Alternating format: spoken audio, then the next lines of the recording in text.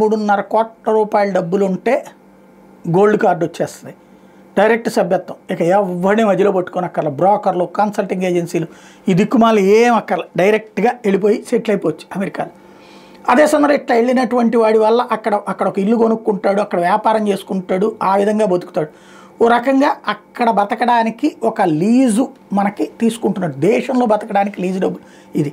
ఇప్పుడు అక్కడ కొత్త ప్రపోజల్ తెర మీదకి వచ్చేసింది. పబ్లిక్ ఏమంటున్నారు, అక్కడ ఉన్నటువంటి వాళ్ళకి సంబంధించి ఇట్లాంటిది ఒక ఇది ఎంతమందిని ప్రోత్సహించాలి అన్నటువంటిది లెక్క చెబుతూ ప్రస్తుతం అమెరికా అప్పుల్లో ఉంది కదా, లక్షల కోట్ల అప్పుల్లో ఉంది కదా.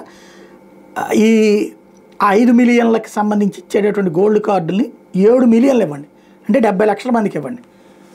70 లక్షల మందికి తలా 43.5 లక్షల రూపాయల డబ్బులు, అంటే $5 మిలియన్ చొప్పున వసూలు చేస్తే అంతమందికి ఇచ్చేస్తే అటు అమెరికా సంఖ్య పెరుగుతుంది, ప్లస్ అమెరికా తీర్చాల్సిన అప్పు మొత్తం క్లియర్ అయిపోతుందని ట్రంప్కి సలహా ఇస్తున్నారు.